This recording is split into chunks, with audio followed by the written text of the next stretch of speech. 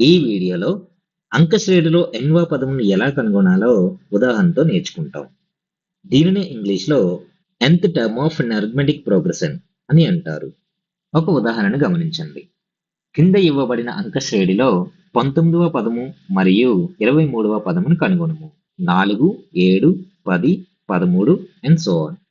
ఇలా 30 పదాల వరకు ఇచ్చారనుకుందాం. అయితే ఈ అంక శ్రేణిలో 19వ పదము మరియు 23వ పదమును కనుగొనాలి. ముందుగా ఇచ్చిన అంక శ్రేణిని తీసుకుందాం. ఇక్కడ ప్రతి పదం మధ్య సామాన్య భేదం +3 ఉంది. 4 + 3 7, 7 + 3 10, 10 + 3 13 అండ్ సో ఆన్. ఇందులో మొదటి పదం 4, రెండవ పదం 7, మూడో పదం 10, నాలుగో పదం 13, దీనికి +3 కలిపితే ఐదో పదం, దానికి +3 కలిపితే ఆరో పదం వస్తుంది. ఇలా లెక్క పెట్టుకుంటూ పోతే 19వ పదం వచ్చేస్తుంది. కానీ ఇలా చేసుకుంటూ పోతే ఎక్కువ సమయం పడుతుంది. మరియు 19వ పదం కాబట్టి ఇలా చేసేస్తాం. ఒకవేళ ఇదే అంక శ్రేణిలో 1019వ పదం ఎంత అని అడిగితే ఏం చేస్తారు?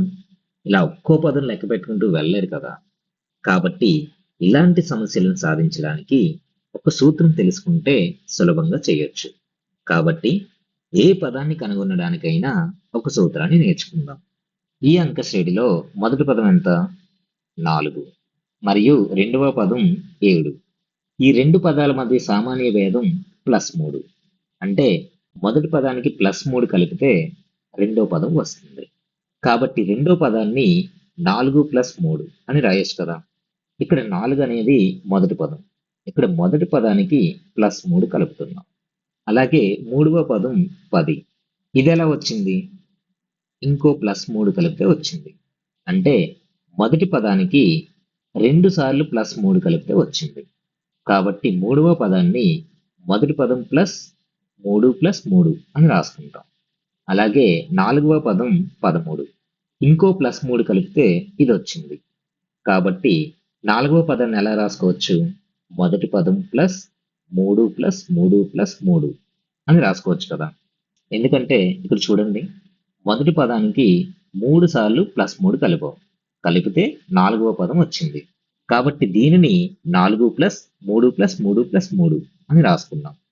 ఇక్కడ గమనించండి, మొదటి పదానికి 3 సార్లు +3 కలుపుతున్నాం. అంటే దీనిని ఎలా రాసుకోవచ్చు? 4 + 3 × 3 అని రాసుకోవచ్చు కదా. ఎందుకంటే 3ని 3 సార్లు కలుపుతున్నాం.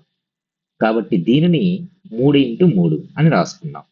కాబట్టి నాలుగవ పదం 13 = 4 + 3 × 3 అవుతుంది. ఇక్కడ మీరు పరిశీలిస్తే సామాన్య భేదం అన్నింటికి సమానంగా ఉంది. అలాగే రెండవ పదానికి సామాన్య భేదం ఒక్కసారి కలిపాం, మూడవ పదానికి 2 సార్లు కలిపాం, నాలుగవ పదానికి 3 సార్లు కలిపాం. ఇలా చేసుకుంటూ వెళ్తే 19వ పదానికి 18 సార్లు కలపాలి. కాబట్టి 19వ పదం మొదటి పదం +18 × 3. అంటే సామాన్య భేదాన్ని 18 సార్లు కలుపుతున్నాం. ఎందుకంటే నాలుగవ పదానికి 3 సార్లు కలిపాం, మూడవ పదానికి 2 సార్లు కలిపాం, రెండవ పదానికి ఒక్కసారి కలిపాం. కాబట్టి 19వ పదానికి 18 సార్లు కలపాలి. దట్ ఈక్వల్ టు 58 వచ్చింది. అయితే 23వ పదం ఎంత అవుతుంది? మొదటి పదం +22 × 3 చేయాలి. ఎందుకంటే సామాన్య భేదం రెండవ పదానికి ఒకసారి, మూడవ పదానికి 2 సార్లు, నాలుగవ పదానికి 3 సార్లు కలిపాం. కాబట్టి 23వ పదానికి 22 సార్లు కలపాలి. దానిని 22 × 3గా రాస్తాం. దట్ ఈక్వల్ టు 4 + 22 × 3 అంటే 66. 4 + 66 70 అవుతుంది. ఈ అంక శ్రేణిలో nవ పదం కావాలంటే ఏం చేస్తాం?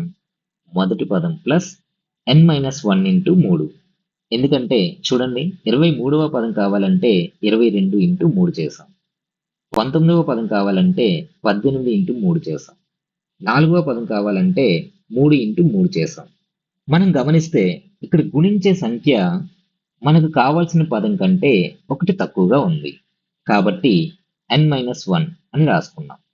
కాబట్టి అంక శ్రేణిలో nవ పదము an గా తీసుకుంటే ఇక్కడ 4 అనేది మొదటి పదం.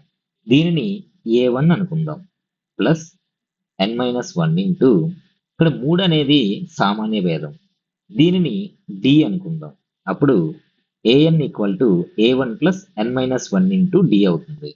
కాబట్టి అంకశ్రేణి యొక్క ఎన్వ పదం A N equal to A one plus N minus one into D. ఇక్కడ ఏ1 అంటే మొదటి పదం మరియు డి అంటే సామాన్య భేదం.